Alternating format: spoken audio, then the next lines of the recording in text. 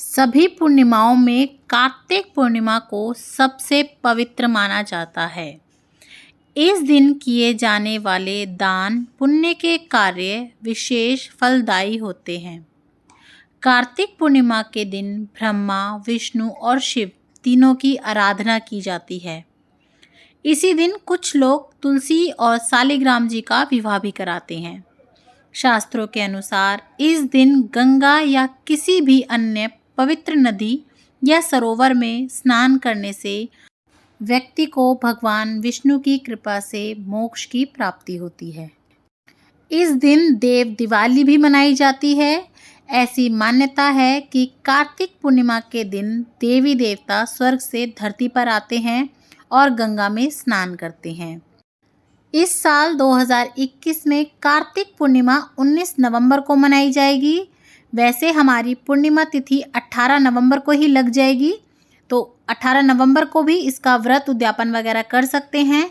लेकिन कार्तिक पूर्णिमा पर कार्तिक स्नान जो होता है वो हमारा 19 नवंबर को ही किया जाएगा सुबह।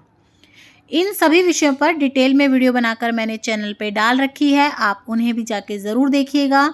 सरल तरह से पूजा कैसे करनी है, दीपदान कैसे करने हैं, सभी की वीडियोस आपको मिल जाएगी। लिंक मैं डिस्क्रिप्शन बॉक्स में भी दे दूंगी। डिस्क्रिप्शन बॉक्स में मैंने एक प्लेलिस्ट बना के डाल दी है जिसमें आपको कार्तिक मास की सभी वीडियोस मिल जाएंगी, तो आप उन सब वीडियोस को भी ज़रूर देखिएगा।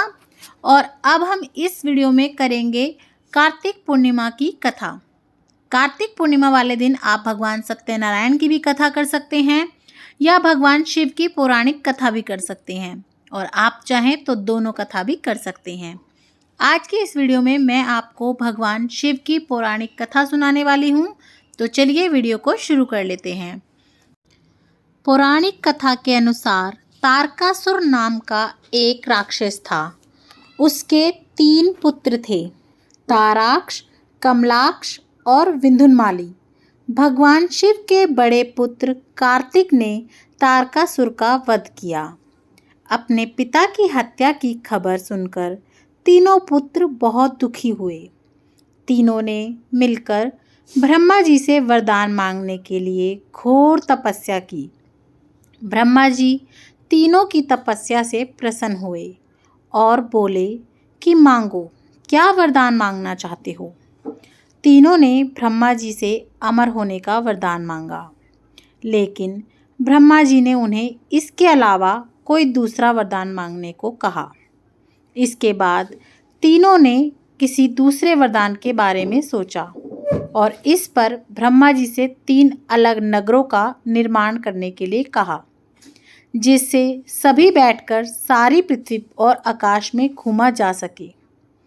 1000 साल बाद जब हम मिलें और हम तीनों के नगर मिलकर एक हों, जब जो देवता तीनों नगरों को एक ही बाण से नष्ट करने की क्षमता रखता हो वही हमारी मृत्यु का कारण हो। ब्रह्मा जी ने उन्हें ये वरदान दे दिया। तीनों वरदान पाकर बहुत खुश हुए। ब्रह्मा जी के कहने पर मैदानव ने उनके लिए 3 नगरों का निर्माण किया। ताराक्ष के लिए सोने का, कमला के लिए चांदी का और विंध्युन्माली के लिए लोहे का नगर बनाया गया। तीनों ने मिलकर तीनों लोकों पर अपना अधिकार जमा लिया। इंद्र देवता इन तीनों राक्षसों से भयभीत हुए और भगवान शंकर की शरण में गए। इंद्र की बात सुन भगवान शिव ने इन दानवों का नाश करने के लिए एक दिव्य रथ का निर्माण किया। इस दिव्य रथ की हर एक चीज देवताओं से बनी। चंद्रमा और सूर्य से पहिए बने। इंद्र, वरुण, यम और कुबेर रथ के 4 घोड़े बने। हिमालय धनुष बने और शेषनाग प्रत्यंच बने। भगवान शिव खुद बाण बने और बाण की नोक बने अग्निदेव। इस दिव्य रथ पर सवार हुए खुद भगवान शिव। भगवानों से बने इस रथ और 3 भाइयों के बीच भयंकर युद्ध हुआ।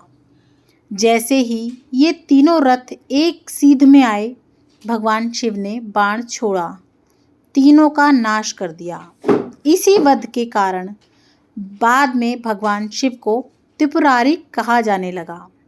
यह वध कार्तिक मास की पूर्णिमा को हुआ। इसीलिए इस दिन को त्रिपुरारी पूर्णिमा के नाम से भी जाना जाता है या त्रिपुरी पूर्णिमा के नाम से भी जाना जाता है। और इस युद्ध के बाद सभी देवताओं ने मिलकर भगवान शिव के आगमन में दिए प्रज्वलित किए थे। इसीलिए इस दिन को देव दिवाली के नाम से भी जाना जाता है। ऐसा माना जाता है कि इस दिन सभी देव दिवाली मनाते हैं और सभी देवी देवता धरती पर आते हैं और गंगा जी में स्नान करते हैं। इसीलिए कार्तिक पूर्णिमा वाले दिन स्नान का विशेष महत्व बताया जाता है। तो बोलो भगवान त्रिपुरारी की जय, भगवान शंकर की जय। तो इसी प्रकार से हमारी कार्तिक पूर्णिमा की कथा संपूर्ण होती है। इसी तरह से मैंने आपको कार्तिक पूर्णिमा पर सुनी जाने वाली कथा सुना दी है। इसकी पूजा कैसे करनी है, आपको कार्तिक पूर्णिमा वाले दिन गंगा जी के दीप घर पर ही किस तरह से दान करने हैं, बहुत ही सरल तरीका बताया है मैंने। आप उन वीडियोस को भी जाके चेक कर सकते हैं। आपको मेरी वीडियोस कैसी लग रही है प्लीज़ मुझे ज़रूर बताइएगा, और अगर अच्छी लग रही हो तो लाइक कर दीजिएगा और कमेंट में जय सिया राम लिखना तो बिल्कुल भी मत भूलिएगा। ज़्यादा से ज़्यादा लाइक कीजिएगा, शेयर कीजिएगा ताकि किसी के काम आ सके। देखने के लिए बहुत बहुत धन्यवाद। जय सिया राम।